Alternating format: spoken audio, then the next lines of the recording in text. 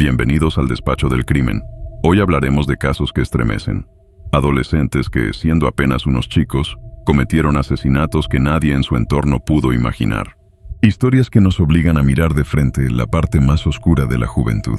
Antes de empezar, te invito a apoyar este espacio dejando tu like, suscribiéndote y activando la campanita para que no te pierdas ninguno de nuestros próximos videos. También cuéntanos en los comentarios la hora y el lugar desde donde nos estás escuchando.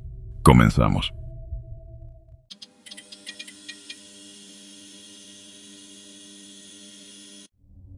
Imagina una comunidad tranquila, un suburbio donde las familias dejan las bicicletas de sus hijos en los jardines y donde los adolescentes caminan sin miedo por los senderos arbolados. Ahora piensa en una escena que rompe esa calma. Una adolescente de apenas 13 años, apuñalada más de un centenar de veces por un compañero de su misma edad. No es ficción. Esto ocurrió en mayo de 2021 en St. Johns County, Florida.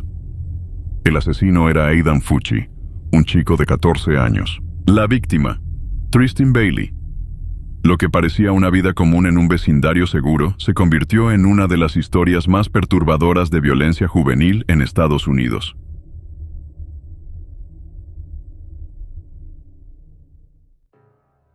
Tristan Bailey había nacido el 18 de enero de 2008. Tenía 13 años al momento del crimen. Era la menor de 5 hermanos y vivía con sus padres en Durbin Crossing, una urbanización de clase media alta en St. Johns County. Sus amigos y familiares la describían como una niña llena de energía, con una sonrisa constante, dedicada al cheerleading y con el sueño de crecer en ese mundo deportivo. Sus entrenadoras hablaban de su disciplina y de su carácter competitivo, pero también de la calidez que transmitía a quienes la rodeaban.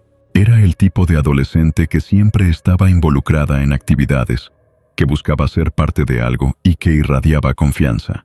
En contraste, Aidan Sean Fucci, nacido el 25 de noviembre de 2006, crecía en un entorno muy distinto, pese a vivir en el mismo vecindario. Tenía 14 años, un año y medio mayor que Tristan. Sus compañeros de escuela lo recordaban como un chico con actitudes conflictivas, con arrebatos de enojo y una personalidad marcada por el deseo de llamar la atención. En su casa había antecedentes de problemas familiares. La madre, Crystal Smith, aparecería más tarde en el caso por tratar de encubrir a su hijo. Desde la escuela intermedia, Aidan mostraba un interés extraño por temas violentos. Varios de sus amigos recordaron que hablaba de matar, que hacía comentarios de fantasías oscuras, algo que en su momento no fue tomado con la seriedad que merecía. Aidan y Tristan no eran amigos cercanos. Se conocían de la escuela y compartían el mismo vecindario. No había entre ellos una relación sentimental, ni un conflicto directo que justificara un odio personal. Ese es uno de los aspectos que más desconcertó a la comunidad. El motivo nunca quedó del todo claro. Lo único cierto es que Aidan había estado hablando de matar a alguien y de hacerlo en el bosque como parte de una especie de obsesión juvenil con la violencia. La noche del 8 de mayo de 2021, la familia Bailey celebraba el Día de la Madre con una reunión en casa. Tristan salió después de medianoche, cerca de las 12:30 de la madrugada, para encontrarse con un grupo de amigos. Entre ellos estaba Aidan Fucci. Los videos de cámaras de seguridad del vecindario serían clave en la reconstrucción de los hechos. En ellos se veía a Tristan caminando junto a Aidan a eso de la 1:14 de la madrugada, ambos dirigiéndose hacia un área boscosa cercana a su casa. Era la última vez que se vería a Tristan con vida. Horas después, hacia las 10 de la mañana del 9 de mayo, la familia reportó a Tristan como desaparecida. Su madre, Stacy Bailey, publicó en redes sociales una súplica desesperada para encontrar a su hija. Amigos, vecinos y autoridades se unieron a una búsqueda intensa. Lo que al principio se pensó como una desaparición voluntaria, pronto tomó un rumbo más oscuro. Esa misma tarde, alrededor de las 6 de la tarde, un vecino encontró el cuerpo de Tristan Bailey en un estanque boscoso cercano al vecindario. El hallazgo fue brutal. La adolescente había sido apuñalada 114 veces, según determinaría la autopsia. De esas heridas, 49 eran en manos, brazos y cabeza, lo que revelaba un intento desesperado de defenderse. Los investigadores señalaron que al menos 35 de las heridas eran fatales por sí solas. El arma utilizada había sido un cuchillo Buck, un modelo de caza que pertenecía a Aidan Fucci. La escena forense era devastadora. El cuerpo de Tristan estaba parcialmente sumergido, aún con la ropa puesta, y los rastros de lucha eran evidentes. Los técnicos recolectaron fibras, huellas y restos de sangre. En las inmediaciones se hallaron rastros que conducían directamente hacia la casa de Aidan. Cuando la noticia comenzó a circular, la incredulidad fue generalizada. ¿Cómo podía un chico de 14 años ser responsable de un ataque tan salvaje? Pero las pruebas empezaban a encajar demasiado bien, y pronto los investigadores dirigirían todas las miradas hacia Aidan Fucci. En cuanto se encontró el cuerpo de Tristin Bailey, la investigación se centró en reconstruir sus últimas horas. Los agentes del sheriff del condado de St. John's comenzaron a revisar grabaciones de cámaras de seguridad del vecindario. Allí se observaba a Tristin saliendo de su casa alrededor de las 12:30 de la madrugada y caminando hacia la calle North Durbin Parkway. En esas mismas imágenes, poco después, aparecía Aidan Fucci. A la 1:14 de la madrugada, una cámara captó a ambos caminando juntos hacia un área boscosa. Más tarde, a las 1:45, otra cámara los mostraba todavía juntos, aunque con Aidan caminando detrás de ella. Lo más perturbador apareció en los siguientes registros. A las 3:27 de la madrugada, Aidan regresaba solo, corriendo, con una sudadera clara y tenis Nike. Tristin nunca volvió. La policía entrevistó rápidamente a varios adolescentes que habían estado con ellos esa noche. Los testimonios fueron inquietantes.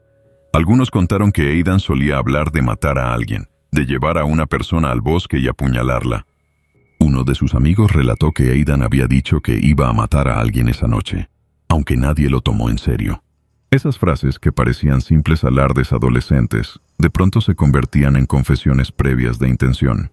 Cuando los investigadores fueron a la casa de Aidan el 9 de mayo, notaron de inmediato signos sospechosos. Encontraron una sudadera con manchas de sangre, y en el lavabo del baño había rastros de limpieza reciente. El cuchillo Buck de 12 pulgadas que usó en el crimen estaba desaparecido, pero se halló la funda en su habitación. Ese detalle fue clave. Coincidía exactamente con las heridas que presentaba el cuerpo de Tristin. La evidencia más comprometedora estaba en el propio testimonio del chico. Aidan fue llevado para ser interrogado la misma tarde del hallazgo. Mientras era trasladado en la patrulla, tomó el teléfono de su madre y grabó un video en Snapchat. En él se mostraba sonriente y dijo: "Hey guys, anyone seen Tristin lately? Hey chicos, ¿alguien ha visto a Tristin últimamente?" El tono burlón, en medio de una investigación por desaparición, resultó escalofriante cuando se confirmó que Tristin ya estaba muerta. Durante el interrogatorio, Aidan cambió su versión varias veces.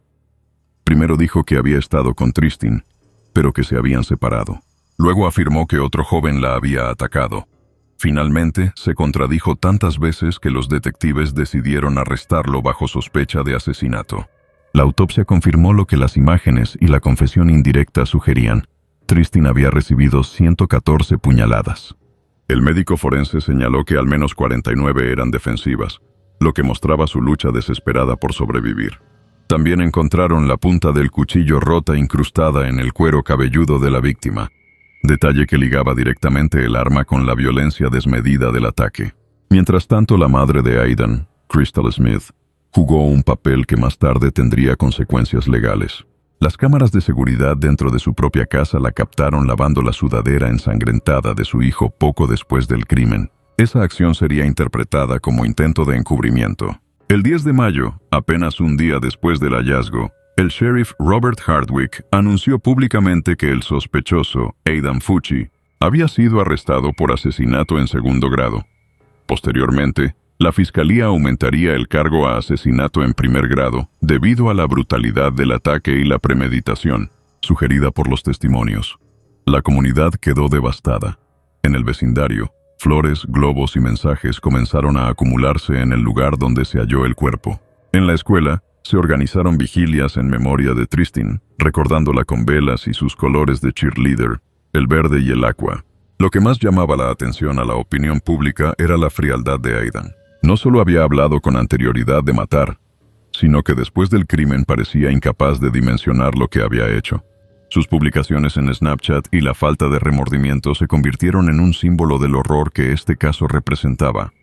Un adolescente que había matado a una compañera con un ensañamiento propio de un asesino adulto. Los investigadores recopilaron cada pieza de evidencia. Las imágenes de las cámaras, los testimonios de los amigos, la autopsia, la funda del cuchillo, la ropa ensangrentada y los registros de celular de Aidan. Todo apuntaba a que él había planeado y ejecutado el crimen solo. En los meses siguientes, el caso se convirtió en un tema nacional. Se discutía la mente de un adolescente capaz de apuñalar 114 veces a una víctima de 13 años, y se debatía cómo debía juzgarse un menor con semejante brutalidad. Cuando el caso llegó a los tribunales, la Fiscalía del Estado de Florida tomó una decisión contundente. Aidan Fucci, pese a tener solo 14 años en el momento del crimen, sería juzgado como adulto. La brutalidad del ataque, la cantidad de puñaladas y las pruebas de que había hablado antes de matar, hicieron que la acusación sostuviera que no podía tratarse de un simple arrebato adolescente. El 28 de mayo de 2021, en la primera audiencia, Aidan apareció vestido con el uniforme naranja de detenido, delgado, cabizbajo. Se le imputó asesinato en primer grado. Los fiscales mostraron al juez que había evidencias claras de premeditación. Los comentarios a sus amigos, la elección de llevar el cuchillo, el hecho de conducir a Tristin hacia un área boscosa y la forma en que la atacó. El juez aceptó que el proceso se llevara a cabo en la jurisdicción de adultos. Mientras tanto, la madre de Aidan, Crystal Smith, enfrentaba su propio proceso. Fue acusada de manipulación de pruebas por lavar la ropa ensangrentada de su hijo tras el crimen. Los videos de las cámaras internas de su casa eran irrefutables. En enero de 2023, Aidan Fucci se declaró culpable de asesinato en primer grado, pocos días antes de iniciar el juicio conjurado. La confesión sorprendió, pero era evidente que las pruebas eran abrumadoras. Durante la audiencia de culpabilidad, Aidan reconoció los cargos con un "I'm guilty", soy culpable, pronunciado con voz baja. En marzo de 2023, durante la fase de sentencia, se escucharon testimonios conmovedores de la familia de Tristin. Su hermana, Alexis, declaró en corte que la pérdida había destrozado a la familia. Tristin no merecía esto. Era solo una niña con sueños y energía. Lo que él le hizo fue inhumano. Los padres, Stacy y Forrest Bailey, hablaron entre lágrimas de cómo la ausencia de su hija menor había dejado un vacío imposible de llenar. La defensa intentó presentar factores atenuantes relacionados con la edad de Aidan, su inmadurez y el ambiente familiar, pero la fiscalía insistió en que nada de eso podía justificar la magnitud de la violencia ejercida. El juez Howard Maltz, al momento de dictar la sentencia, subrayó que las pruebas mostraban una ferocidad extraordinaria y que el número de puñaladas superaba por mucho lo que podría explicarse como un ataque impulsivo. El 24 de marzo de 2023, Aidan Fucci fue condenado a cadena perpetua, la pena más alta posible para un menor juzgado como adulto en Florida. La ley prohíbe la pena de muerte en estos casos, pero sí permite la revisión de la sentencia después de 25 años. Aidan pasará, como mínimo, un cuarto de siglo en prisión antes de que un comité pueda reconsiderar su futuro. En cuanto a su madre, Crystal Smith, fue condenada en 2023 a 30 días de cárcel y 5 años de libertad condicional por alterar pruebas. El caso de Tristin Bailey quedó grabado en la memoria de la comunidad de St. Johns County como uno de los crímenes juveniles más crueles registrados en el estado. No solo por la brutalidad del ataque, sino por el contraste entre la inocencia de una niña de 13 años y la violencia desmedida, ejercida por un compañero de apenas 14. Hoy, el vecindario donde todo ocurrió sigue recordando a Tristin con murales, memoriales y vigilias. Su nombre es invocado como símbolo de fortaleza y unión comunitaria, mientras que la historia de Aidan Fucci permanece como un recordatorio perturbador de cómo la violencia puede surgir incluso en los lugares y las edades más inesperadas.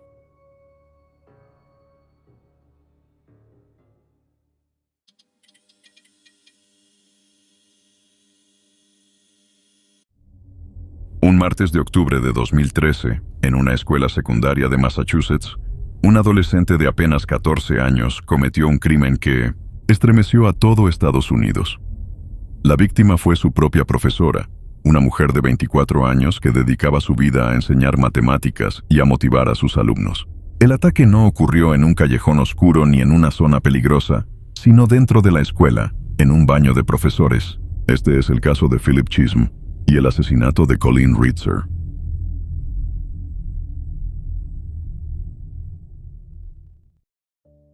Colleen Ritzer nació el 13 de mayo de 1989 en Lawrence, Massachusetts. Creció en una familia muy unida junto a sus padres, Thomas y Peggy, y sus hermanos Dan y Laura. Desde pequeña se destacó por ser alegre, cercana y siempre dispuesta a ayudar. Sus amigos y familiares coinciden en que tenía una vocación natural por la enseñanza. Organizaba juegos educativos para sus primos y soñaba con convertirse en maestra. Tras graduarse en Andover High School, estudió matemáticas en la Universidad de Massachusetts Lowell. En 2012, con solo 23 años, consiguió trabajo en Danvers High School como profesora de matemáticas. Sus colegas la describían como alguien entusiasta, amable y querida por los estudiantes. Tenía apenas un año de experiencia laboral cuando ocurrió el crimen. Por otro lado, Philip Chisholm nació el 21 de enero de 1999 en Clarksville, Tennessee. Era hijo de Diana y Stacy Chisholm y tenía hermanas menores. Su niñez estuvo marcada por tensiones familiares. Sus padres atravesaron un divorcio complicado. En 2013, poco antes del inicio del nuevo curso escolar, se mudó con su madre a Danvers, Massachusetts, buscando un nuevo comienzo. Tenía 14 años y recién comenzaba la secundaria en Danvers High. En su escuela anterior había sido un estudiante destacado, sobre todo en fútbol, pero en Massachusetts tuvo dificultades para adaptarse. Compañeros lo describieron como reservado, tímido y retraído, aunque talentoso en el deporte. A simple vista parecía un adolescente común, pero en su interior llevaba problemas emocionales que pocos notaron. Colleen y Philip se conocieron en ese contexto. Ella, una maestra joven y entusiasta. Él, un alumno recién llegado, con dificultades para encajar. No existían antecedentes de conflicto entre ambos. El 22 de octubre de 2013 parecía un día escolar normal. Las clases terminaron alrededor de las 2:30 de la tarde. Colleen fue vista conversando con Philip sobre tareas de matemáticas, y como solía hacer con otros estudiantes, le ofreció ayuda adicional. Poco después, se la ve en cámaras de seguridad saliendo del aula hacia el pasillo. Philip la sigue a cierta distancia. Esa tarde, Colleen entró en el baño de profesores alrededor de las 3:00 p.m. Minutos después, Philip la siguió. Nadie más entró durante ese tiempo. Lo que ocurrió allí fue brutal. Según las pruebas y posteriores confesiones, Philip atacó a Colleen con un cúter que llevaba consigo. La golpeó, la sometió sexualmente y le cortó el cuello. Un detalle escalofriante revelado por la policía fue que Colleen alcanzó a escribir la palabra help en el espejo con un marcador, intentando pedir ayuda antes de ser atacada. Tras la agresión, Philip permaneció en el baño durante varios minutos. Luego, con una frialdad sorprendente para su edad, metió el cuerpo de su profesora en un contenedor de reciclaje de la escuela y lo arrastró por el pasillo. Las cámaras de seguridad registraron esa escena. Un adolescente empujando un contenedor hacia una salida trasera. A través de esa puerta llegó hasta un área boscosa cerca del campo de la escuela. Allí abandonó el cuerpo de Colleen, parcialmente desnudo, cubierto de hojas y ramas. Después de ocultar el cuerpo, Philip regresó tranquilamente a la escuela y más tarde caminó hacia un cine cercano, donde compró un boleto para ver una película. Se comportó como si nada hubiera ocurrido. Mientras tanto, la ausencia de Colleen comenzó a llamar la atención. Sus colegas notaron que no había regresado a casa ni contestaba llamadas. Su madre, preocupada, reportó la desaparición esa misma tarde. La policía de Danvers inició de inmediato una búsqueda. La escuela ya había cerrado y muchos profesores se habían ido, pero algunos compañeros de Colleen confirmaron que la habían visto por última vez esa tarde conversando con un alumno en el pasillo. La policía tomó con seriedad el reporte. Una mujer joven desaparecida dentro del perímetro escolar era una situación alarmante. Inmediatamente revisaron las cámaras de seguridad. Las grabaciones revelaron algo inquietante. Colleen entraba en el baño de profesores alrededor de las 3:00 p.m. y nunca se le veía salir. Minutos después, las cámaras registraban a Philip Chisholm, de 14 años, entrando tras ella. Luego se observaba al mismo estudiante sacando un contenedor de reciclaje del pasillo y empujándolo hacia una puerta trasera que daba a un área boscosa. Esa imagen fue decisiva. La policía entendió que el adolescente estaba implicado en la desaparición de la profesora. Se organizó una búsqueda esa misma noche en los alrededores del colegio. Oficiales con linternas y perros rastreadores peinaron los terrenos. Fue alrededor de la medianoche cuando hallaron el cuerpo de Colleen. Estaba en una zona arbolada detrás de la escuela, parcialmente cubierto con hojas. Presentaba signos claros de violencia sexual y múltiples heridas de arma blanca en el cuello. La escena era perturbadora y confirmaba lo peor. Colleen había sido asesinada. Mientras esto ocurría, Philip ya no estaba en su casa. Su madre, Diana, reportó que no sabía dónde se encontraba. La policía emitió una alerta de búsqueda. Pasada la medianoche, patrulleros lo localizaron caminando por la Ruta 1 en Topsfield, a varios kilómetros de la escuela. Vestía ropa diferente a la que llevaba en la tarde y llevaba consigo una mochila. Cuando lo detuvieron y revisaron sus pertenencias, encontraron dentro de la mochila un cúter ensangrentado y un par de ropa manchada de sangre. También llevaba consigo el teléfono celular y las llaves del coche de Colleen. Las pruebas lo vinculaban de forma directa al crimen. Philip fue trasladado a la comisaría y, aunque inicialmente guardó silencio, en los interrogatorios terminó admitiendo que había matado a su profesora. Según la policía, mostró una actitud fría y distante. Un oficial declaró después: parecía no comprender la gravedad de lo que había hecho, o simplemente no le importaba. Esa frialdad se convertiría en uno de los aspectos más comentados del caso.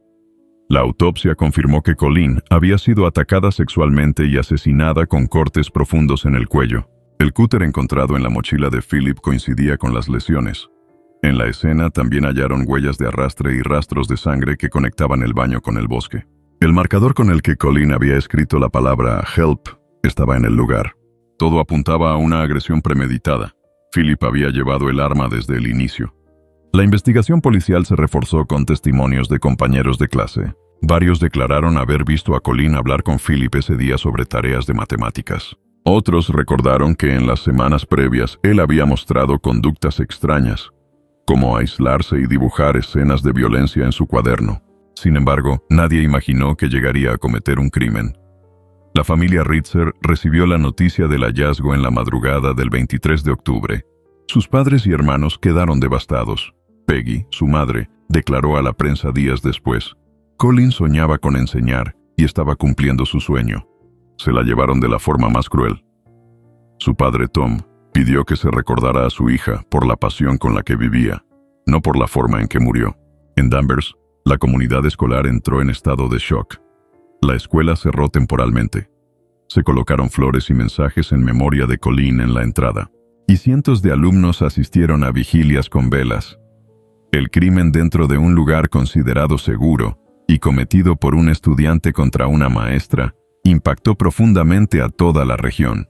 Mientras tanto, Philip fue presentado en corte juvenil, pero dada la gravedad del crimen, asesinato con violación y premeditación, el fiscal del condado anunció que sería procesado como adulto.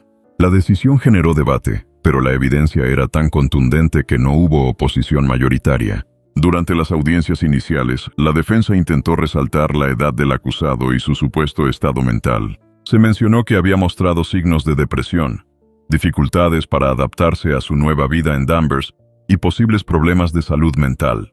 Sin embargo, la fiscalía argumentó que había pruebas claras de premeditación. Philip llevó el cúter consigo.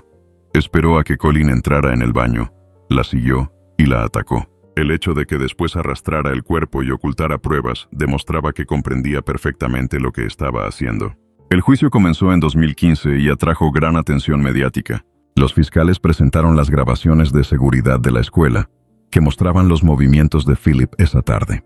También mostraron el cúter ensangrentado encontrado en su mochila, la ropa manchada de sangre y las pertenencias de Colleen que él había guardado. El jurado escuchó además los testimonios de compañeros de clase, quienes recordaron haber visto a la profesora ayudarlo ese día, y de policías que lo detuvieron mientras caminaba con la mochila en la madrugada. La defensa alegó que Philip sufría de psicosis y que el crimen fue consecuencia de un estado mental alterado. Intentaron convencer al jurado de que debía ser considerado enfermo mental y no plenamente responsable, pero la fiscalía contraatacó con contundencia. El hecho de que tras el crimen fuera a un cine a ver una película demostraba autocontrol y frialdad, no una desconexión total de la realidad. El 15 de diciembre de 2015, tras varias semanas de juicio, el jurado declaró a Philip Chisholm culpable de asesinato en primer grado y violación agravada. Fue absuelto únicamente del cargo de robo, pero los delitos principales ya lo condenaban de por vida. El juez le impuso la pena de cadena perpetua con posibilidad de libertad condicional a los 40 años. dado que en Estados Unidos la ley prohíbe la pena de muerte o la cadena perpetua sin revisión para menores de edad. Durante la audiencia de sentencia, la familia de Colin habló ante la corte. Su madre, Peggy, describió el dolor de perder a su hija de manera tan cruel. Colin siempre quiso enseñar y ayudar a los demás. Su vida fue arrebatada de la forma más horrenda. Nunca podremos superar este vacío. Su padre pidió recordar a su hija no como víctima de un crimen, sino como una mujer apasionada por la educación y la vida. El caso dejó una marca profunda en Massachusetts. Se convirtió en uno de los ejemplos más duros de cómo un menor de edad puede ser capaz de cometer un crimen atroz y ser procesado como adulto. En Danvers High School, la memoria de Colin sigue presente. Se crearon becas y programas en su honor para apoyar a futuros maestros. Philip Chisholm permanece en prisión cumpliendo su condena. No podrá solicitar libertad condicional hasta que tenga más de 50 años. El asesinato de Colin Ritzer mostró lo que nadie quiere imaginar, que incluso en un entorno seguro, como una escuela, puede ocurrir una tragedia inimaginable. Colin fue recordada por su vocación, su entusiasmo y su calidez humana. Su familia, amigos y alumnos insisten en que su legado es más fuerte que el crimen que terminó con su vida.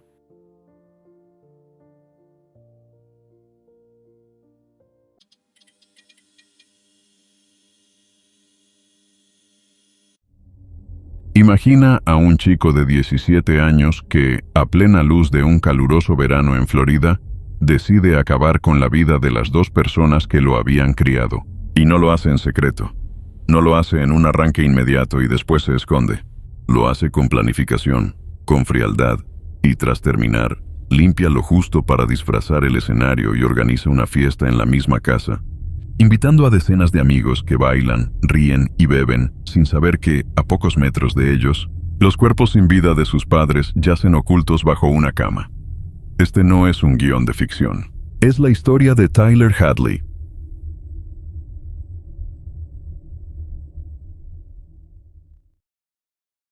Tyler Hadley nació el 16 de diciembre de 1993 en Florida, hijo de Blake y Mary Jo Hadley. La familia vivía en Port St. Lucie, una ciudad tranquila, de clase media, que solía figurar en los listados de las zonas más seguras de Estados Unidos. Su padre, Blake, trabajaba como relojero y técnico de relojes, conocido por ser un hombre callado pero trabajador, mientras que su madre, Mary Jo, era maestra de escuela primaria, una mujer que muchos describían como cariñosa, atenta y muy dedicada a la educación, tanto de sus alumnos como de su propio hijo. Tyler no tuvo una infancia marcada por la violencia doméstica ni por una situación económica precaria. Al contrario, su hogar era estable y con una vida relativamente cómoda. Sin embargo, a medida que crecía, comenzaron a aparecer grietas en su comportamiento. De niño era descrito como reservado, pero en la adolescencia empezó a mostrar una personalidad cada vez más errática. Se sabía que consumía marihuana y que había probado otras drogas. Incluso llegó a confesar en ocasiones que estaba bajo los efectos de medicamentos que lo hacían sentir distinto. A los 16 años había tenido problemas de depresión y había recibido medicación psiquiátrica. Algunos allegados recordaban que en varias ocasiones expresó pensamientos suicidas y una sensación de vacío que no lograba controlar. Su círculo social tampoco era sólido. Tenía amigos, sí, pero muchos lo consideraban extraño. Alguien que buscaba la aprobación constantemente. Le atraía la idea de ser reconocido, de no pasar desapercibido. Al mismo tiempo, la relación con sus padres se volvía cada vez más tensa. Blake y Mary Jo intentaban ponerle límites, controlaban su consumo de drogas, lo presionaban para que terminara la escuela y lo mantenían en casa para evitar que se metiera en problemas. Para un adolescente rebelde, con tendencia a la ira y a la inestabilidad emocional, esas medidas se convirtieron en un detonante. Días antes del crimen, Tyler había comentado en varias ocasiones, incluso en público, que pensaba matar a sus padres. Muchos creyeron que era una broma macabra, típica de un adolescente enojado. Uno de sus amigos, en un testimonio posterior, me dijo, voy a matar a mis padres y después voy a hacer una fiesta. Yo me reí. Nunca pensé que hablara en serio. La frase que parecía un delirio se transformaría en la macabra realidad de ese verano. El sábado 16 de julio de 2011, Port St. Lucie estaba bajo el calor húmedo característico de Florida.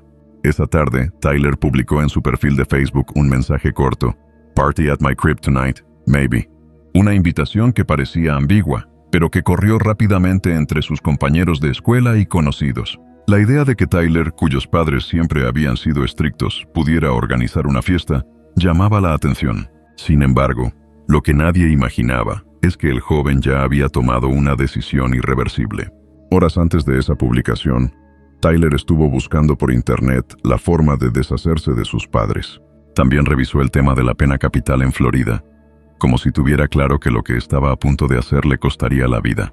Había consumido drogas. Se mencionó que tomó 3 píldoras de éxtasis. Y con esa mezcla de ansiedad, rabia y alteración mental, caminó por la casa hasta llegar al garaje. Allí tomó un martillo de carpintero. Caminó hacia la sala donde estaba su madre, Mary Jo, y sin previo aviso, la atacó brutalmente por detrás. Blake, al escuchar el ruido, acudió desde la otra habitación, solo para encontrarse con su hijo, quien, fuera de sí, también lo golpeó hasta matarlo. La violencia fue desmedida. Los forenses concluyeron que ambos padres recibieron múltiples impactos en la cabeza con el martillo. Tyler, ensangrentado, arrastró los cuerpos hasta su habitación, los colocó uno junto al otro y trató de ocultarlos bajo la cama matrimonial, amontonando encima sábanas, toallas, papeles y hasta libros, como si esa improvisada pila pudiera disimular la magnitud de lo ocurrido. Luego pasó horas limpiando las manchas de sangre de las paredes y el suelo, aunque nunca pudo borrar todas las huellas. Con los cuerpos escondidos, Tyler tomó una ducha, se cambió de ropa y volvió a su computadora. Minutos después, reforzó la invitación a la fiesta. La noche del sábado 16 de julio de 2011, la casa de los Hadley comenzó a llenarse poco a poco. Los primeros en llegar fueron amigos cercanos de Tyler, muchachos de su misma edad que lo habían escuchado repetir durante días que haría una fiesta. Nadie esperaba que cumpliera esa promesa, pues era conocido que sus padres rara vez lo dejaban organizar reuniones. Pero al entrar en la casa, se encontraron con algo inusual, un ambiente extraño, la música puesta, luces encendidas, y Tyler, algo callado, caminando de un lado a otro. Los invitados llegaron en oleadas, unos 20, luego 40, y más tarde cerca de 60 a 80 personas, entre adolescentes y jóvenes que habían escuchado del evento a través de mensajes de texto, llamadas y publicaciones en Facebook. La casa pronto se convirtió en un lugar abarrotado. En la cocina había bebidas alcohólicas, marihuana y pastillas que circulaban de mano en mano. Algunos notaron que el mobiliario estaba en mal estado, que la casa parecía desordenada y con manchas extrañas en las paredes. Pero nadie pensó en ese momento que era sangre. El ambiente era el típico de una fiesta de adolescentes. Música fuerte, alcohol, juegos y conversaciones superficiales. Tyler, sin embargo, se comportaba de manera diferente. Aunque estaba presente, no parecía disfrutar. Caminaba con los brazos cruzados. A veces se tocaba el rostro y se frotaba el cabello con nerviosismo. En momentos puntuales, les confesaba a algunos amigos lo que había hecho. La mayoría no le creyó. Un testigo declaró después que Tyler le dijo directamente: «Maté a mis padres». El amigo pensó que era una broma pesada. Otro recordó que Tyler le mostró el dormitorio donde estaban los cuerpos, diciendo que no entraran porque allí había algo que no querían ver. Un invitado más comentó: «Me miró a los ojos y me dijo, lo hice, los maté. Pensé que estaba drogado, que quería llamar la atención». Mientras tanto, la fiesta seguía su curso. Algunos chicos se pasaban de habitación en habitación. Otros jugaban beer pong en la mesa de la cocina. Muchos ni siquiera conocían bien a Tyler, pero la fama de la fiesta improvisada atrajo a gente de distintas partes de la ciudad. Entre ellos circulaba un rumor creciente, que Tyler había asesinado a sus padres. Nadie lo tomaba en serio, pero todos lo comentaban. El olor en la casa también comenzó a llamar la atención. Varios jóvenes notaron un hedor fuerte que provenía de la habitación principal. Algunos lo atribuyeron a basura acumulada o a comida descompuesta. Otros recordaron haber visto manchas oscuras en el suelo. Aún así, el ruido, la música y la presencia de tantas personas opacaron cualquier sospecha real. La noche avanzó y Tyler no dejaba de repetir su confesión. Incluso habló con su mejor amigo, Michael Mandel. En privado, le dijo que había planeado el crimen desde hacía tiempo, que había esperado a que su hermano mayor no estuviera en casa y que había atacado a sus padres con un martillo. Mandel quedó atónito, pero aún dudaba de si era verdad. Tyler insistió y finalmente lo llevó hasta el dormitorio. Allí, bajo la cama, Mandel vio con sus propios ojos parte de lo que Tyler había tratado de ocultar. Las piernas de sus padres asomando entre sábanas y objetos apilados. Esa fue la confirmación definitiva. Michael Mandel, en shock, siguió en la fiesta, tratando de procesar lo que había visto.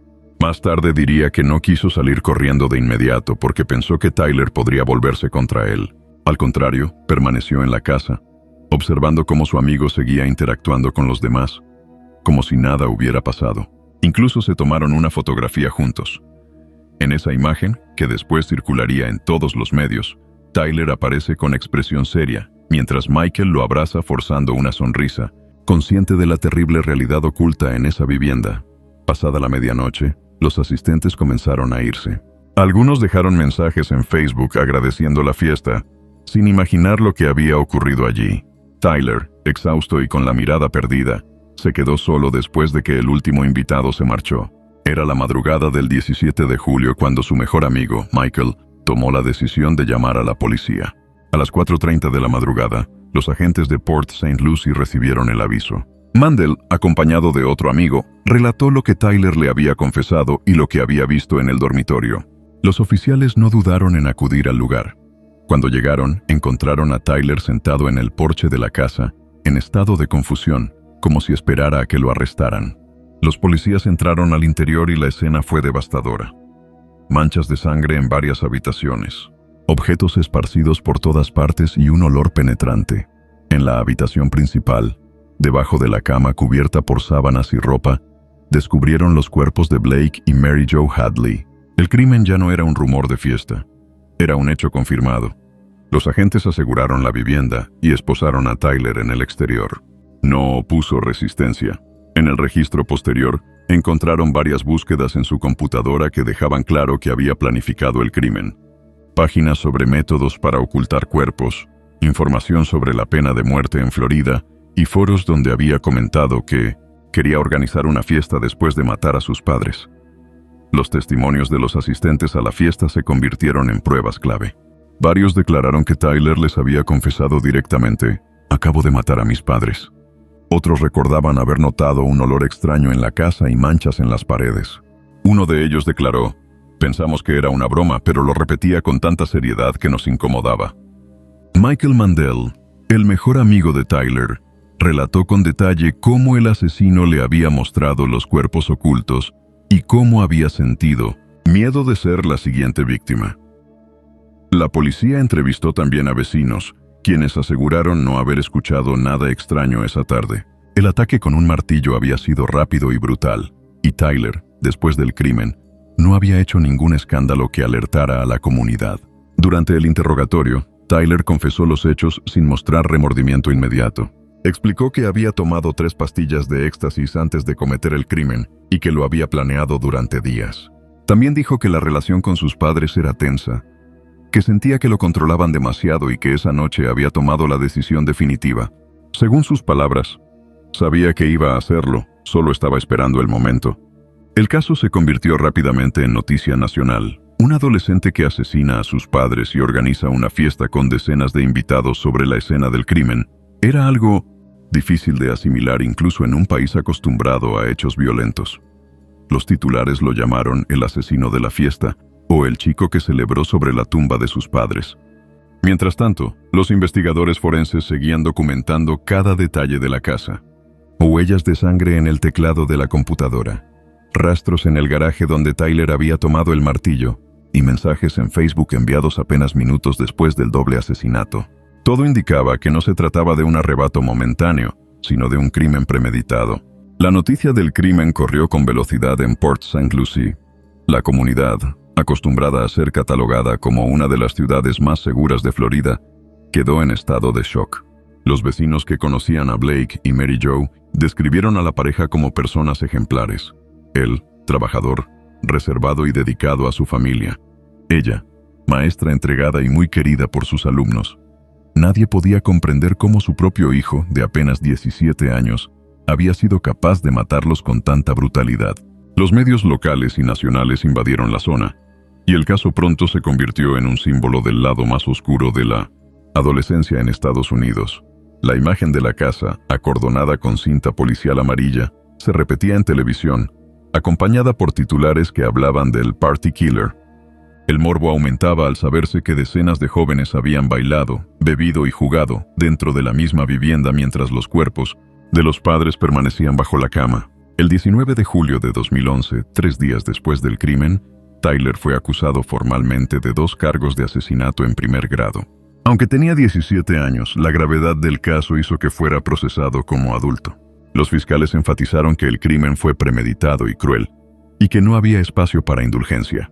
Durante las audiencias previas al juicio, la defensa intentó argumentar que Tyler sufría de problemas mentales y abuso de sustancias, lo que afectaba su capacidad de razonar. Sin embargo, las pruebas eran abrumadoras. El arma homicida con huellas, las confesiones a múltiples testigos, las búsquedas en Internet y, sobre todo, la forma meticulosa en que había intentado encubrir los cuerpos. El juicio comenzó en 2014 en la corte del condado de St. Lucie. Las salas estaban llenas de periodistas, familiares y miembros de la comunidad. El caso ya era ampliamente conocido en todo el país. Los fiscales presentaron a Tyler como un joven egoísta, centrado en sí mismo, que había asesinado a sus padres simplemente porque le impedían hacer lo que quería. La defensa, por su parte, pidió al jurado que considerara su juventud, sus problemas emocionales y su consumo de drogas.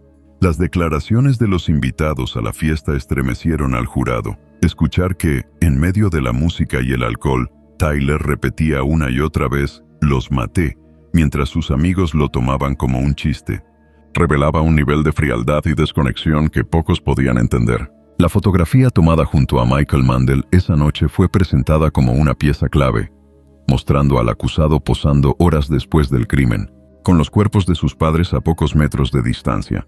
En 2014, el jurado lo declaró culpable de ambos cargos de asesinato en primer grado. El juez dictó sentencia: cadena perpetua sin posibilidad de libertad condicional. Aunque la Corte Suprema de Estados Unidos había fallado en 2012 que las sentencias obligatorias de por vida para menores eran inconstitucionales, en este caso, la Corte de Florida concluyó que la brutalidad del crimen justificaba la pena máxima. La reacción en la sala fue de alivio para muchos, pero también de tristeza. Algunos familiares dijeron que era imposible sentir satisfacción porque el caso había destruido a toda la familia. No solo habían muerto Blake y Mary Jo, también, en cierto modo, había muerto la vida de Tyler, quien pasaría el resto de sus días en prisión. Los años siguientes, su caso siguió siendo citado en debates sobre justicia juvenil y penas extremas para adolescentes. En 2018, tras apelaciones basadas en su edad, se revisó su sentencia y finalmente se ratificó. 2 cadenas perpetuas concurrentes, sin posibilidad de libertad condicional. Tras la condena, Tyler Hadley fue trasladado a una prisión de máxima seguridad en Florida. Allí comenzó a cumplir su doble sentencia de cadena perpetua, sin opción de libertad condicional. Con apenas 20 años, su vida quedó marcada por el encierro definitivo. La historia del adolescente que mató a sus padres para organizar una fiesta no tardó en adquirir una dimensión cultural, convirtiéndose en uno de los casos más comentados de la década.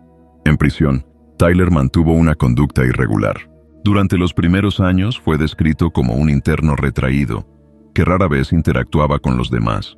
Sin embargo, el eco mediático del caso lo persiguió.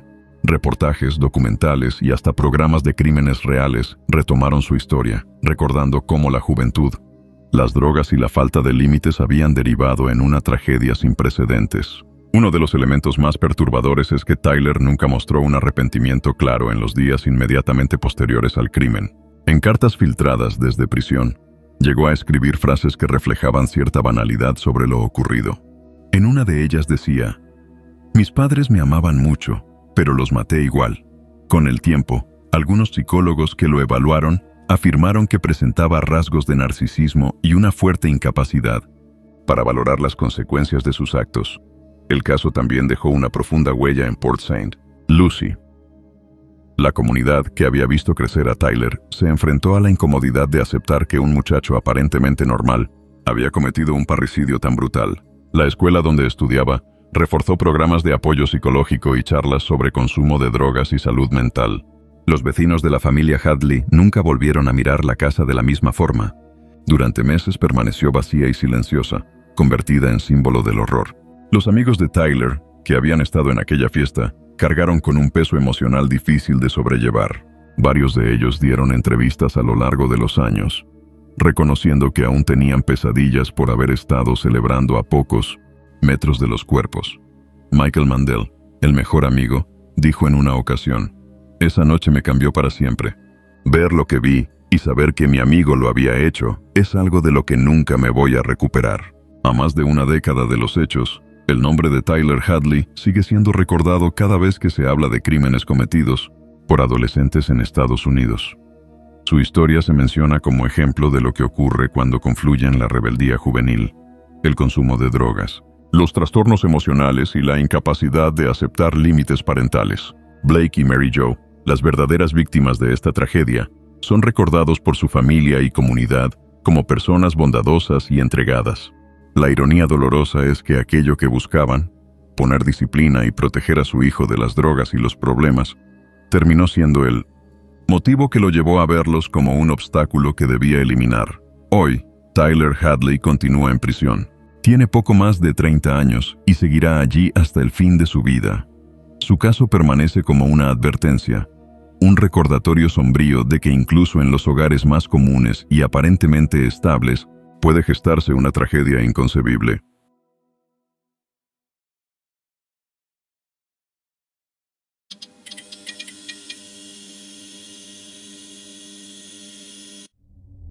Una noche de julio de 2015, una llamada al 911 estremeció a la ciudad de Broken Arrow, en Oklahoma. Una niña de apenas 13 años, con la voz entrecortada y herida de gravedad, alcanzó a pedir ayuda desde su propia casa. Detrás de ella se escuchaban ruidos, gritos apagados y un silencio que pronto revelaría el horror. Minutos después, la policía descubrió una de las masacres familiares más brutales en la historia reciente de Estados Unidos. Los responsables no eran intrusos ni extraños, sino dos de los propios hijos de la familia Beber: Robert, de 18 años, y Michael, de apenas 16.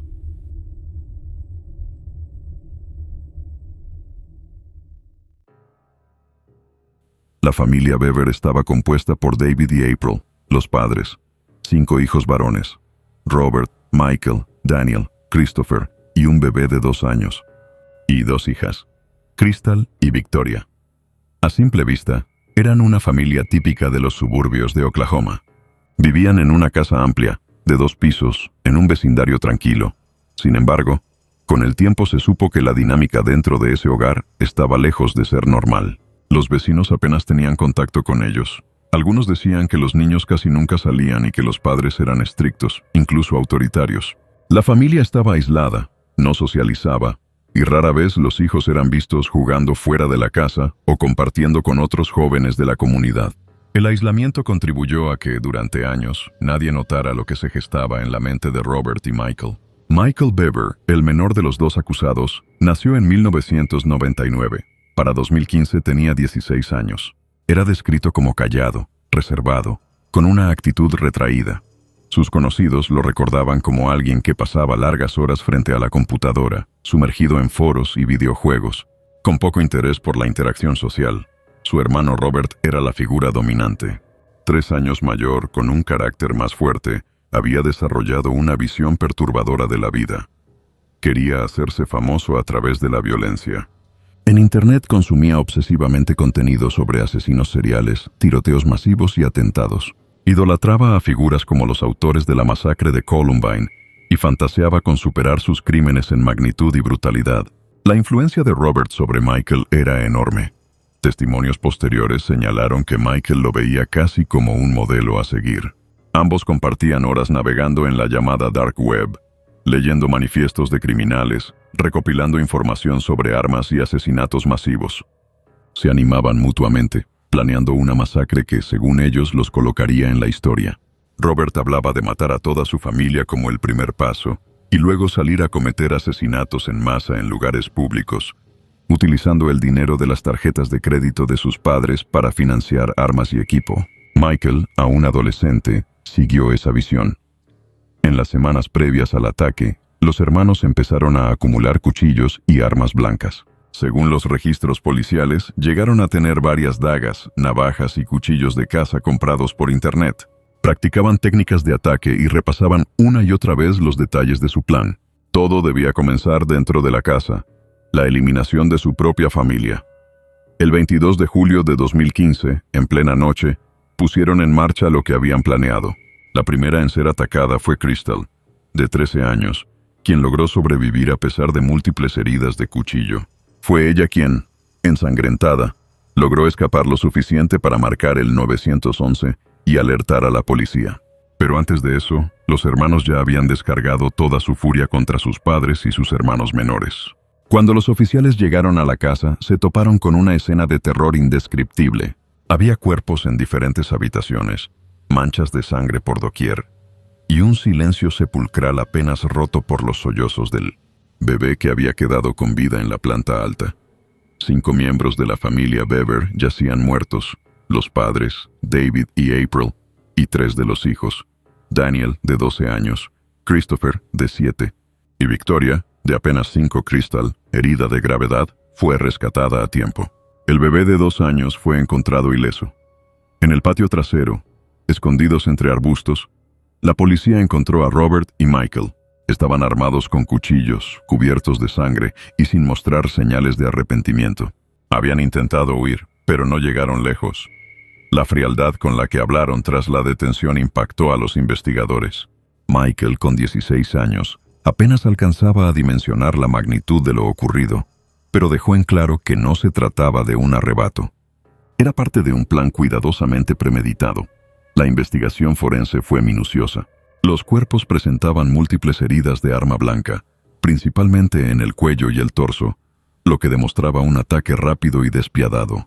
La escena revelaba que algunos intentaron defenderse, en especial Daniel, quien alcanzó a llamar al 911 antes de ser asesinado. En la grabación de esa llamada, que más tarde se presentó en el juicio, se escuchan los gritos y el forcejeo antes de que la línea quedara en silencio. Esa evidencia dejó claro que la familia peleó por su vida hasta el último segundo. Las entrevistas posteriores a los hermanos revelaron detalles perturbadores. Michael confesó que habían planeado el crimen durante meses, inspirados por otros asesinos. Según declaraciones recogidas en prensa, Robert había dicho que querían dejar un legado y que el asesinato de su familia era apenas el inicio. Michael admitió que, aunque en algún momento sintió dudas, la presión y la influencia de su hermano lo llevaron a seguir adelante. El testimonio de Crystal, la hermana de 13 años que sobrevivió, fue clave. Desde el hospital relató cómo esa noche había escuchado ruidos extraños y luego vio a sus hermanos armados con cuchillos. Intentó escapar, pero Michael la alcanzó y la apuñaló varias veces en el abdomen y en el brazo. A pesar de sus heridas, logró arrastrarse hasta un teléfono y marcar al 911. Sus palabras quedaron registradas: «Ayuda, mi hermano me apuñaló. Están matando a mi familia». Esa llamada, reproducida más adelante en la corte, heló la sangre de todo el que la escuchó.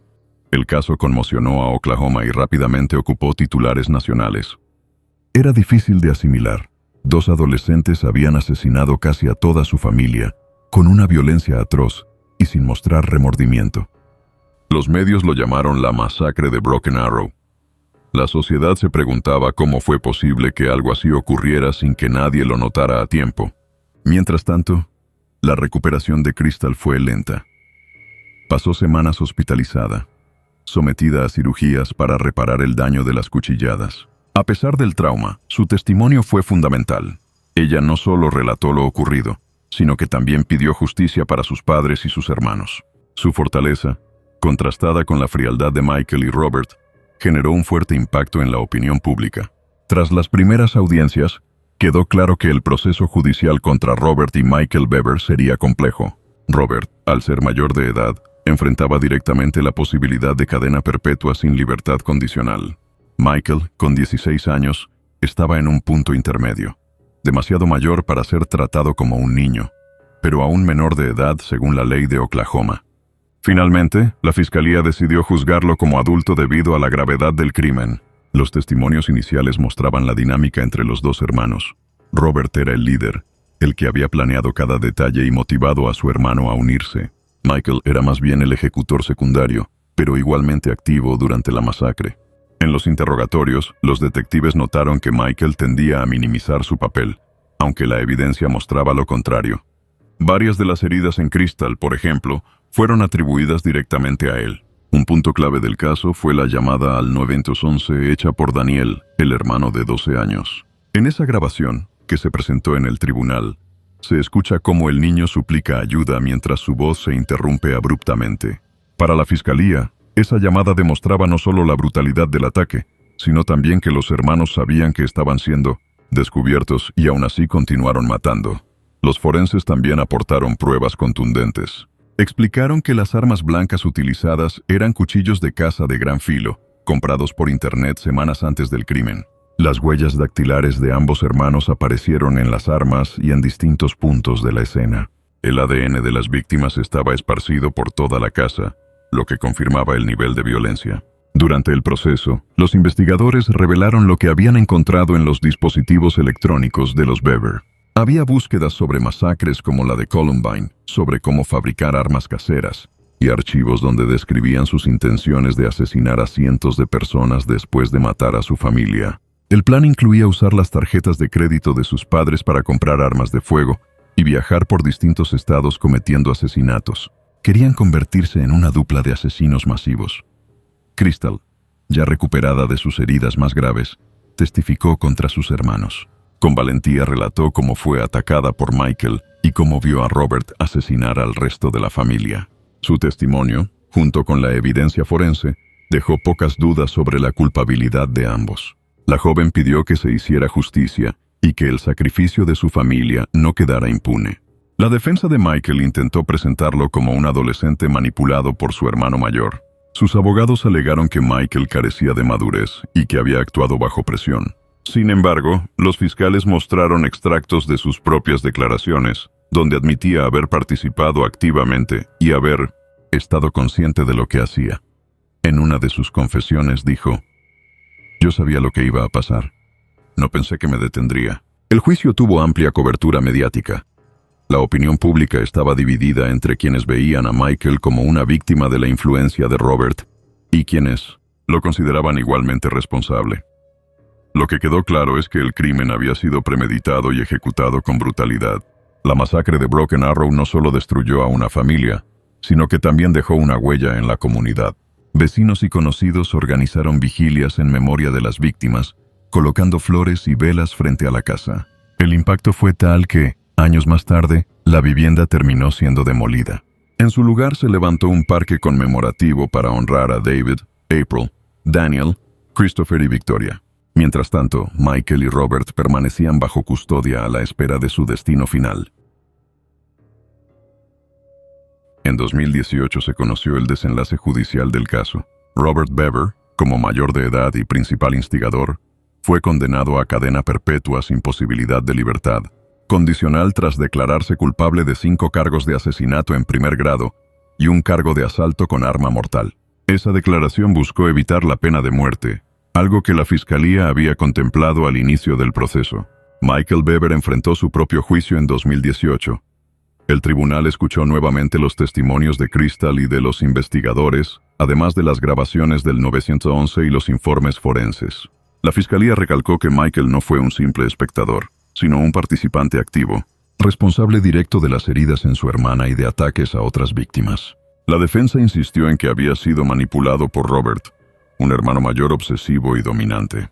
El jurado deliberó durante varias horas. Finalmente, Michael fue declarado culpable de 5 cargos de asesinato en primer grado y un cargo de asalto con arma mortal. La sentencia fue dura: 5 cadenas perpetuas con posibilidad de libertad condicional y una condena adicional de 28 años por el ataque contra Crystal. Aunque a diferencia de su hermano no quedó condenado a morir en prisión de manera automática, la magnitud de sus penas lo dejó prácticamente sin salida. Durante las audiencias, algunos fragmentos de las confesiones se hicieron públicos. Michael llegó a decir: «Yo sabía que era real, que íbamos a hacerlo, no era un juego». Su tono frío y la ausencia de un verdadero arrepentimiento marcaron profundamente a los presentes. Crystal, por su parte, compareció para recalcar que había perdido a casi toda su familia y que debía cargar con el dolor de haber sido traicionada por sus propios hermanos. Tras el veredicto, la casa de los Bever fue demolida. La comunidad de Broken Arrow buscó transformar ese lugar de horror en un espacio de memoria y esperanza. En su lugar, se construyó un pequeño parque conmemorativo, donde se plantaron árboles y se colocaron placas con los nombres de las víctimas. Ese espacio simboliza el deseo de la ciudad de recordar a las vidas arrebatadas sin dejar que el crimen defina a toda la comunidad. Hoy, Michael Bever permanece encarcelado en Oklahoma, cumpliendo su condena. Su hermano Robert también continúa en prisión, condenado de por vida. Crystal sobrevivió, reconstruyó su vida y se convirtió en la voz que más claramente recuerda a las víctimas y exige que no se olvide lo ocurrido. El bebé, que en aquel entonces tenía apenas 2 años, creció lejos de la atención pública, protegido de la exposición mediática. La masacre de Broken Arrow sigue siendo uno de los crímenes más impactantes de la historia reciente de Estados Unidos. No solo por la brutalidad de los hechos, sino porque los responsables fueron 2 adolescentes que decidieron exterminar a su propia familia. Un caso que dejó una cicatriz imborrable y que aún hoy despierta preguntas sobre la influencia de la violencia, el aislamiento y la radicalización juvenil en la mente de los más jóvenes.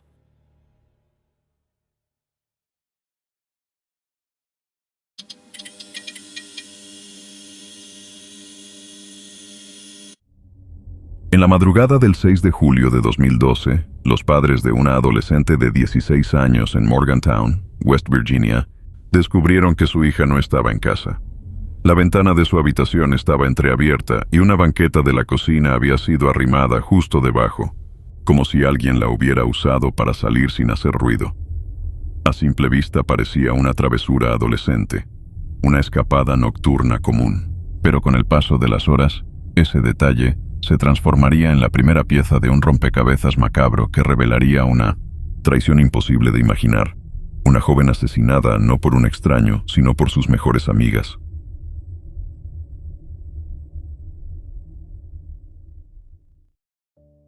Skylar Annette Neese nació el 10 de febrero de 1996.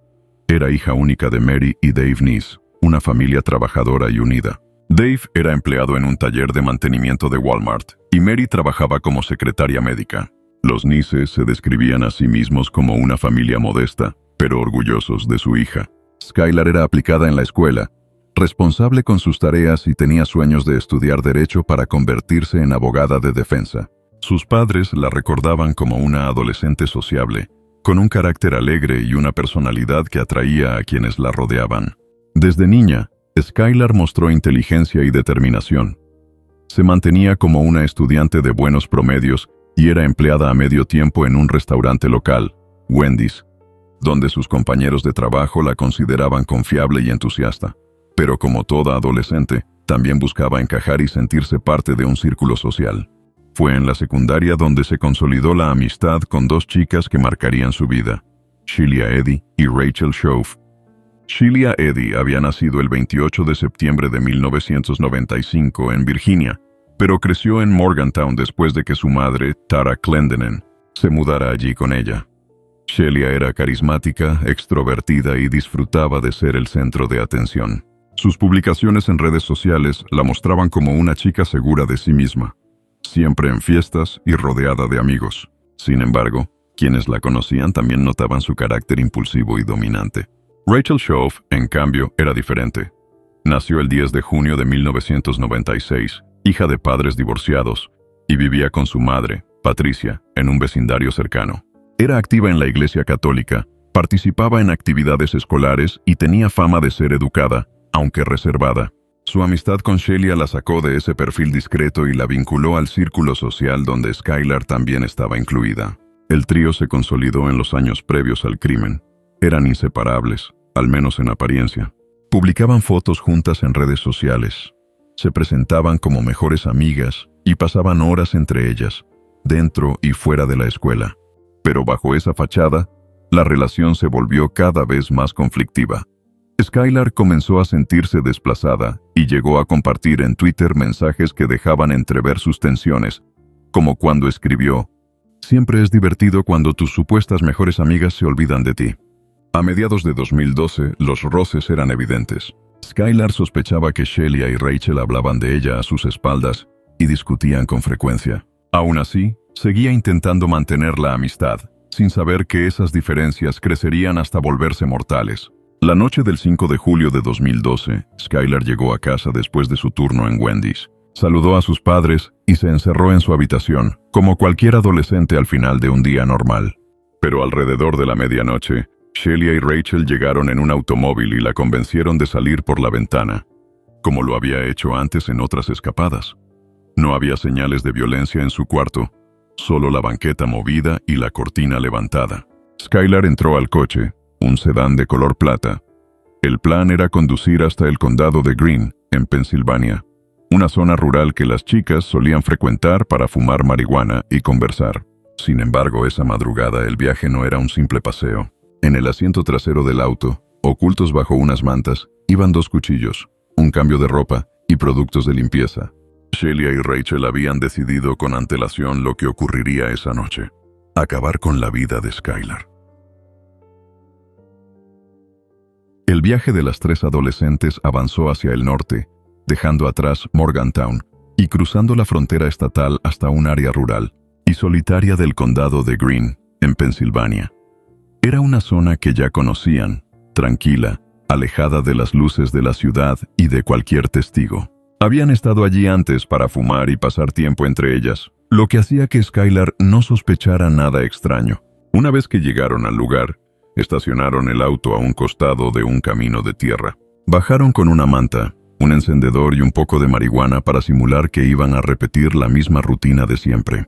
Se adentraron unos metros en un claro rodeado de árboles. Skylar estaba tranquila, confiada. No sabía que desde hacía semanas sus amigas habían planeado ese momento. Cuando estuvieron listas para encender el cigarro, Rachel dijo que se había olvidado el encendedor en el auto. Skylar, sin dudar, se dio la vuelta para acompañarla de regreso. Fue en ese instante cuando Shelia y Rachel se miraron, dieron una señal pactada y, al unísono, sacaron los cuchillos que tenían ocultos. Skylar apenas alcanzó a preguntar, ¿de verdad?, según confesó Rachel más tarde, cuando las dos comenzaron a apuñalarla por la espalda y los costados. El ataque fue brutal y coordinado. Skylar intentó defenderse, incluso llegó a escapar unos pasos, pero las heridas eran profundas. Una de las cuchilladas le perforó el corazón, lo que aceleró el desenlace. El forcejeo fue breve, pero desesperado. Skylar alcanzó a quitarse los zapatos mientras luchaba por escapar, probablemente en un intento desesperado de correr más rápido. Cayó al suelo, sangrando profusamente, mientras sus amigas continuaban atacándola hasta que dejó de moverse. Según el testimonio de Rachel, Skylar repitió varias veces, ¿por qué? Esas palabras, cortas y llenas de desconcierto, fueron lo último que dijo antes de morir. Una vez que se aseguraron de que estaba muerta, Shelia y Rachel arrastraron el cuerpo unos metros hacia una zona más cubierta por los árboles. Lo colocaron en una depresión del terreno y lo cubrieron parcialmente con rocas y ramas. No llevaban pala, a pesar de haberlo planeado, por lo que el entierro improvisado fue poco profundo y mal hecho. También abandonaron los zapatos de Skylar y parte de la sangre quedó en el suelo, detalles que más tarde resultarían cruciales para los investigadores. Después del crimen, Shelia y Rachel regresaron al auto, se cambiaron de ropa y guardaron los cuchillos y la manta. Actuaron con frialdad, como si hubieran cumplido una tarea pendiente. De regreso en Morgantown, cada una se fue a su casa, y al día siguiente, intentaron continuar con sus vidas como si nada hubiera pasado. Esa mañana, el 6 de julio, Dave y Berenice descubrieron la ausencia de su hija. El auto seguía en el estacionamiento, y al revisar la habitación, notaron la ventana abierta y la banqueta movida. Preocupados, revisaron cámaras de seguridad de los alrededores y encontraron una grabación que mostraba a Skylar subiendo a un sedán plateado alrededor de la medianoche. De inmediato denunciaron su desaparición. La policía en un principio clasificó el caso como una fuga voluntaria, un error que retrasó la investigación. Skylar era menor de edad, pero no había señales de secuestro ni violencia en la casa, lo que llevó a suponer que se había ido por decisión propia. Sin embargo, para sus padres, esa teoría no tenía sentido. Skylar no había llevado consigo dinero, ropa ni pertenencias. Mientras tanto, Shelia Eddy se mostraba activa en redes sociales. El mismo 6 de julio publicó en Twitter, «Skylar, por favor vuelve. Te extraño y necesito que estés bien». Durante las semanas siguientes, continuó posteando mensajes de angustia. Incluso compartía fotos antiguas junto a Skylar con frases, como volvamos a ser mejores amigas como antes. A simple vista, era una adolescente preocupada por la desaparición de su amiga. En realidad, estaba construyendo una fachada para desviar sospechas. Rachel, por su parte, se comportó de manera distinta. Se volvió más distante, retraída y evasiva. Faltaba a clases y evitaba a muchos conocidos. Sus cambios de humor llamaron la atención de sus familiares, aunque en ese momento nadie imaginaba la verdad. Con el paso de los días, la policía empezó a notar contradicciones en los relatos. Shelia y Rachel admitieron haber visto a Skylar la noche de su desaparición, pero aseguraron que la habían dejado a unas cuadras de su casa pasada la medianoche. Según ellas, Skylar había decidido regresar sola caminando. El detalle no coincidía con la grabación de la cámara, que solo mostraba a Skylar subiendo al auto, pero no registraba su regreso. Durante meses, la búsqueda continuó. Carteles con el rostro de Skylar fueron distribuidos en Morgantown y ciudades cercanas. Sus padres organizaron vigilias con velas y aparecían constantemente en los medios pidiendo ayuda. El caso atrajo atención estatal, pero sin pistas concretas. La tensión en la amistad entre Shelia y Rachel comenzó a desmoronarse. Rachel no soportaba la carga psicológica y en diciembre de 2012 sufrió una crisis nerviosa. Su madre la internó en un centro psiquiátrico durante varios días. Allí, bajo la presión de la culpa y el miedo, Rachel terminó confesando lo ocurrido. El 28 de diciembre, frente a los investigadores, Rachel rompió el silencio. La apuñalamos. Shelia y yo la matamos.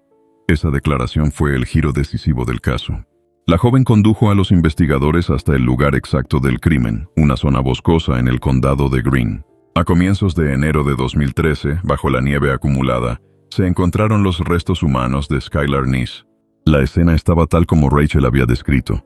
El cuerpo apenas cubierto por rocas y ramas, con los zapatos de Skylar todavía cerca. Para los agentes fue impactante comprobar lo que habían temido. Skylar no estaba desaparecida, había sido asesinada.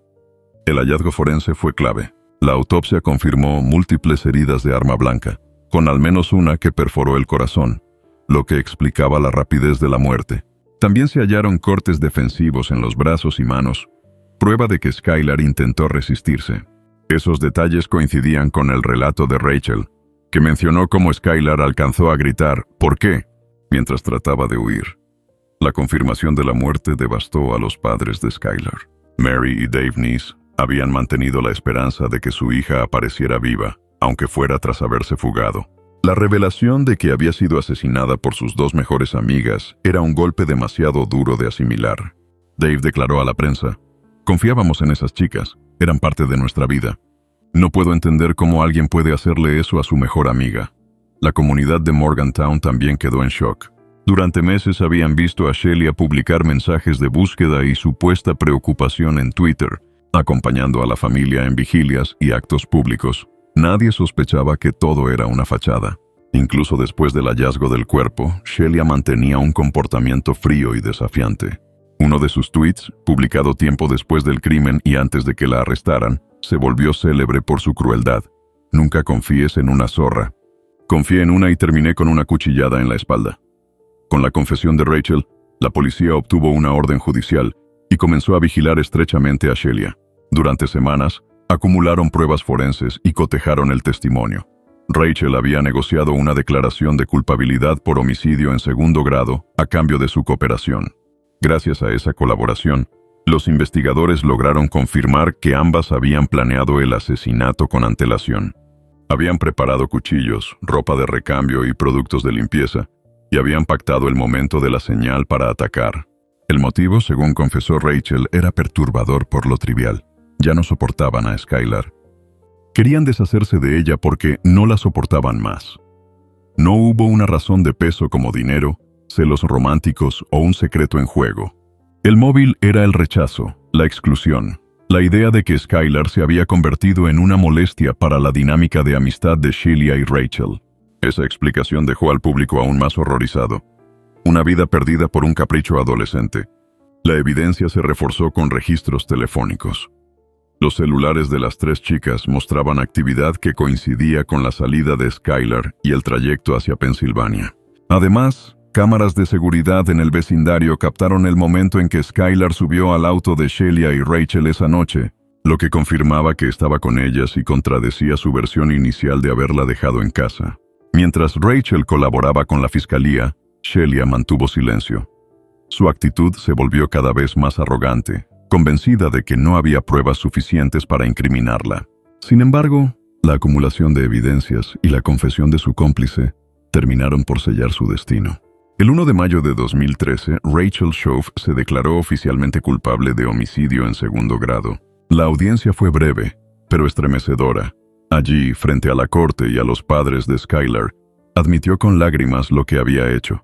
Mary Nice, con el rostro descompuesto por el dolor, dijo después: «Al menos ahora sabemos qué le pasó a nuestra hija. No hay palabras para describir lo que sentimos, pero necesitamos justicia». Pocos meses más tarde, el 6 de mayo de 2013, Shelia Eddy fue arrestada en un estacionamiento de Cracker Barrel en Morgantown. Las imágenes de la prensa la mostraban con semblante serio, sin resistencia, mientras era esposada. La acusaron formalmente de homicidio en primer grado. El arresto de Shelia Eddy en mayo de 2013 marcó el inicio de la etapa judicial. A diferencia de Rachel, que ya había aceptado cooperar y declararse culpable, Shelia mantuvo una postura desafiante. Al principio se declaró inocente, obligando a los fiscales a preparar un juicio completo.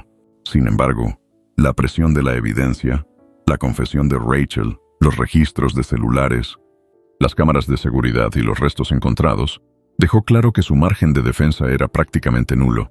La fiscalía buscaba la pena máxima posible, y en enero de 2014, Shelia cambió de estrategia. Se declaró culpable de homicidio en primer grado para evitar un juicio conjurado que probablemente habría terminado en una condena igual o más severa. La sentencia fue cadena perpetua con posibilidad de libertad condicional después de cumplir 15 años. Rachel, por su cooperación, recibió en febrero de 2014 una sentencia más leve, entre 10 y 30 años de prisión. El juez destacó su participación directa en el asesinato, pero también el valor de su confesión, que había permitido resolver el caso. Durante la audiencia, la familia de Skylar estuvo presente. Mary y Dave Nice se mantuvieron firmes, pidiendo justicia, aunque el dolor era evidente. Dave declaró: «Nuestro objetivo era que ambas pagaran por lo que le hicieron a nuestra hija. Y lo conseguimos». El contraste entre ambas chicas se hizo aún más notorio en la sala del tribunal.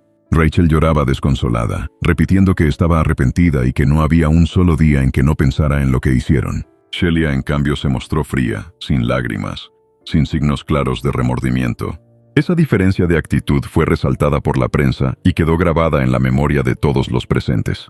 Con el tiempo, el caso de Skylar Nice dejó huella más allá de las sentencias. La historia de una adolescente asesinada por sus mejores amigas atrajo la atención nacional en Estados Unidos. Programas de televisión, documentales y reportajes reconstruyeron los hechos. Incluso en 2014, en honor a Skylar, el estado de West Virginia aprobó la llamada Skylar's Law, que obliga a la policía a emitir de inmediato una alerta de menor desaparecido en casos de fuga sospechosa, eliminando la espera de 48 horas que existía antes. Para los Nice, esa ley fue una forma de convertir el dolor en un legado que pudiera salvar a otros jóvenes. Sin embargo, nunca pudieron superar la pérdida. Mary expresó en una entrevista: «Skylar confiaba en esas chicas. Confiaba en que eran sus amigas. No quiero que nadie más tenga que vivir lo que nosotros vivimos». Hoy, Rachel Shove cumple su condena en una prisión de West Virginia y será elegible para libertad condicional en la década de 2020. Shelia Eddy sigue cumpliendo su cadena perpetua y, según el fallo, podrá solicitar libertad condicional después de 2029. Ambas entraron en prisión siendo adolescentes y pasarán la mayoría de su juventud tras las rejas. El caso dejó cicatrices profundas en Morgantown.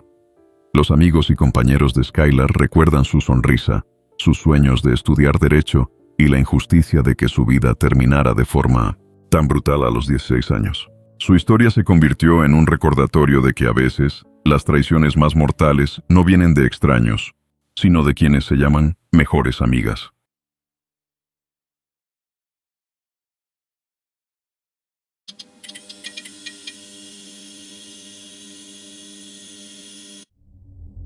Imagina una escena cotidiana en una tranquila ciudad inglesa. Una casa común, un vecindario sin sobresaltos y un adolescente que para todos parecía ser un chico más del montón. Pero detrás de esa fachada se escondía una mente que, en silencio, alimentaba una fantasía oscura inspirada en películas violentas y tramas de venganza. Y una noche de abril de 2011, esas fantasías se convirtieron en una realidad brutal. El protagonista de esta historia es Daniel Bartlam, un joven de apenas 14 años, y la víctima fue su propia madre, Jacqueline.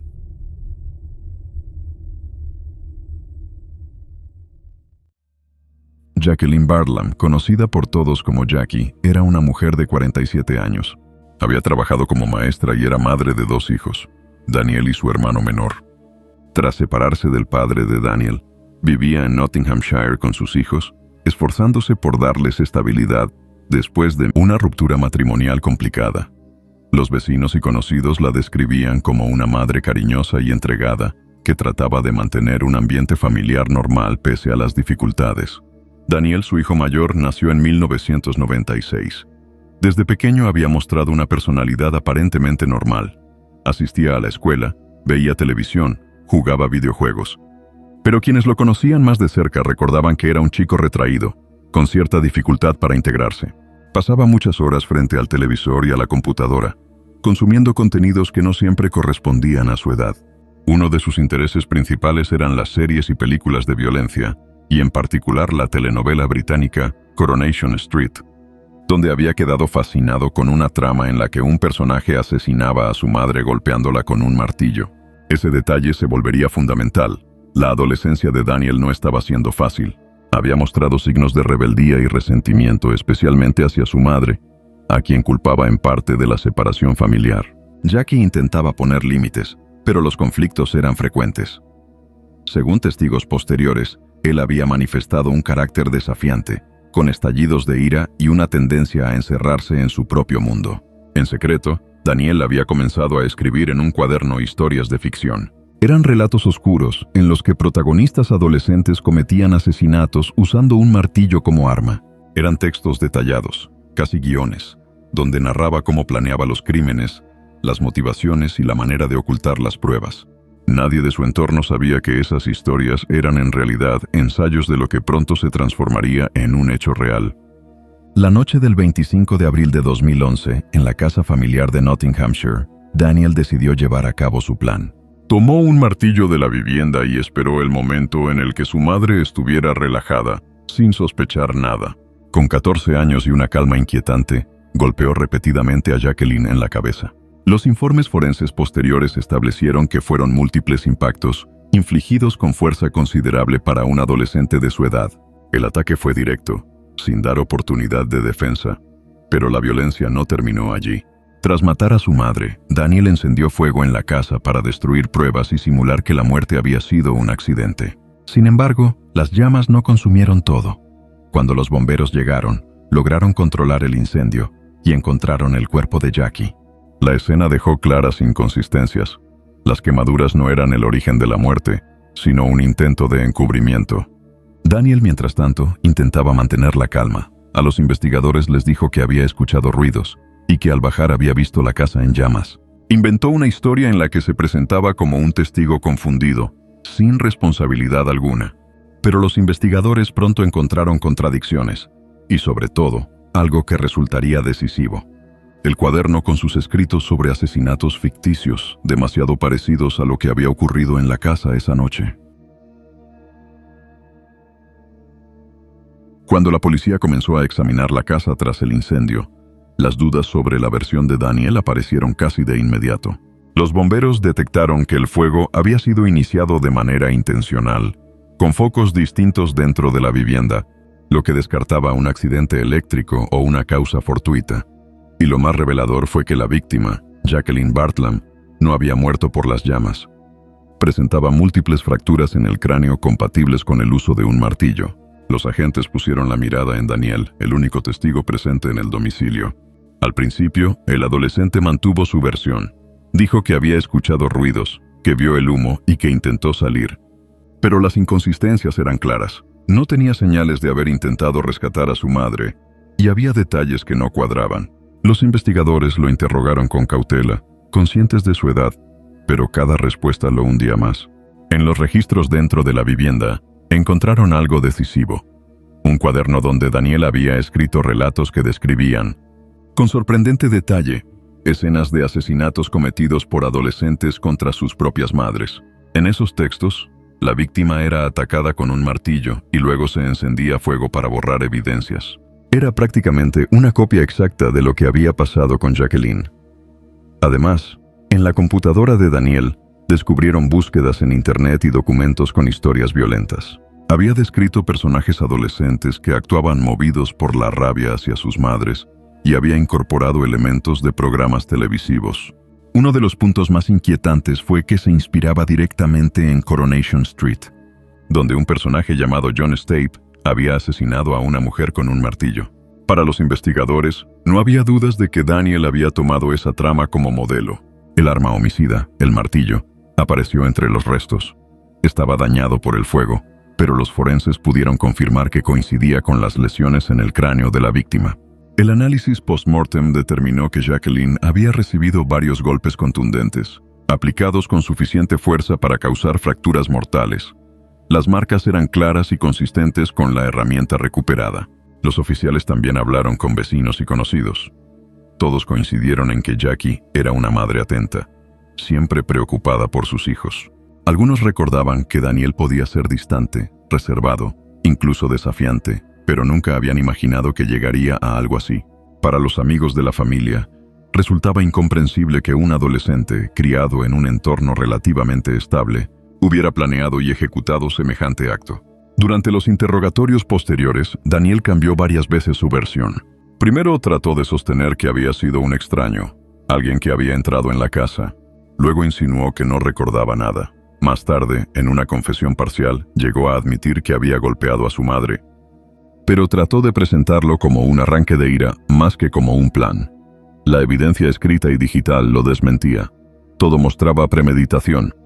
La policía recopiló testimonios de compañeros de escuela.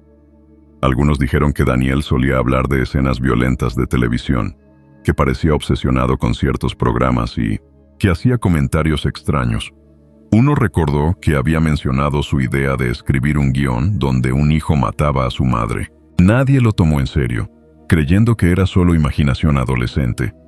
Pero ahora esos recuerdos se volvían pruebas indirectas de que su mente llevaba tiempo ensayando el crimen. La reconstrucción policial estableció el siguiente escenario. En la noche del 25 de abril de 2011, en la sala de estar de la casa, Daniel esperó el momento oportuno y atacó a su madre por sorpresa. La golpeó varias veces en la cabeza con el martillo hasta matarla. Después, arrastró o movió el cuerpo y prendió fuego en distintos puntos de la casa para simular un accidente y ocultar su crimen. Luego salió con la intención de aparentar confusión. Pero el incendio no destruyó todo lo que él esperaba, y las pruebas lo señalaron de inmediato. Los investigadores estaban convencidos de que el caso no se trataba de un simple arrebato adolescente. Lo que más los perturbaba era la frialdad y la planificación previa. El cuaderno de relatos y las referencias televisivas mostraban un patrón. Daniel había fantaseado con esa escena antes de llevarla a cabo. Uno de los agentes que participó en la investigación declaró a la prensa que era como si estuviera probando un guión que él mismo había escrito. Con todas las pruebas en su contra, la fiscalía presentó cargos de asesinato. Dada su edad, el caso se manejó con especial atención, pero el peso de la evidencia era abrumador. No había un asesino desconocido, ni un accidente, ni un malentendido. El autor era un adolescente de 14 años, el hijo de la víctima, que había cruzado la línea entre la ficción y la realidad con una violencia que nadie en su entorno había anticipado. El caso de Daniel Bartlam llegó a juicio en 2012, y para entonces la opinión pública británica ya lo conocía como el niño asesino del martillo. La brutalidad del crimen y la corta edad del responsable causaron un impacto mediático inmediato. Los tabloides no tardaron en compararlo con otros adolescentes que habían cometido crímenes inspirados en la violencia televisiva o cinematográfica. La narrativa era clara: un joven retraído, obsesionado con series de televisión, que había transformado una fantasía en realidad al matar a su propia madre. Durante el proceso, la fiscalía presentó la evidencia central: el cuaderno de Daniel, los relatos digitales en su computadora y el arma homicida. El fiscal destacó que aquello no había sido un impulso, sino un plan cuidadosamente preparado. Señaló cómo los escritos eran prácticamente idénticos a la escena que ocurrió en la casa de Nottinghamshire y cómo el adolescente había intentado incendiar la vivienda para encubrir el crimen. Los psiquiatras que lo evaluaron coincidieron en que Daniel no sufría de un trastorno psicótico grave que lo incapacitara. Tenía plena conciencia de lo que hacía y de las consecuencias de sus actos. Lo describieron como un joven inteligente, capaz de planear con detalle, pero con una personalidad centrada en la fantasía y con un resentimiento latente hacia su madre. El juicio dejó claro que, más que una enfermedad mental, lo que predominaba era una peligrosa mezcla de ira adolescente, aislamiento y fascinación por la violencia mediática. En la sala, la defensa intentó mostrarlo como un chico inmaduro que había actuado sin medir el alcance real de sus acciones. Alegaron que la influencia de la televisión y el cine había sido determinante en su mente y que el crimen había sido el resultado de una pérdida de control más que de un plan. Pero el jurado no lo aceptó. Los textos escritos y las coincidencias con el crimen evidenciaban premeditación. El 2 de abril de 2012, Daniel Bartlam fue declarado culpable de asesinato. El juez, al dictar sentencia, fue categórico. Esto no fue un arrebato momentáneo. Fue un asesinato cuidadosamente planeado, cometido con brutalidad contra alguien que debía confiar en ti más que en nadie. Le impuso una pena mínima de 16 años antes de ser elegible para libertad condicional, una condena que reflejaba la gravedad del crimen pese a su corta edad. La reacción pública fue de horror. Muchos no podían creer que un niño de 14 años hubiera matado con tal violencia a su propia madre. La prensa británica retomó el debate sobre la influencia de los medios de comunicación en los jóvenes, señalando que Daniel había copiado escenas de una telenovela y las había trasladado a la vida real. Al mismo tiempo, surgieron preguntas sobre cómo un adolescente podía ocultar pensamientos tan oscuros sin que nadie lo notara. Amigos y familiares de Jackie quedaron devastados. La describieron como una mujer cariñosa que había entregado todo por sus hijos. Su hermana, en declaraciones a la prensa, dijo que Jackie era una persona amable, divertida y dedicada a sus hijos, y lo que pasó es algo que jamás podremos comprender ni perdonar. Con los años, Daniel pasó a cumplir condena en instituciones juveniles y posteriormente en prisión adulta, siempre bajo vigilancia estricta debido a la gravedad del caso. Aunque se especuló sobre apelaciones y revisiones, la condena se mantuvo firme. Para la sociedad británica, el caso quedó como un recordatorio estremecedor de hasta dónde puede llegar la violencia juvenil cuando se combina con resentimiento, aislamiento y la obsesión por la ficción violenta. El asesinato de Jacqueline Bartlam no solo dejó una familia destruida, sino que también marcó un precedente en Inglaterra, el de un adolescente que convirtió en realidad un guión de terror que él mismo había escrito, con su propia madre como víctima.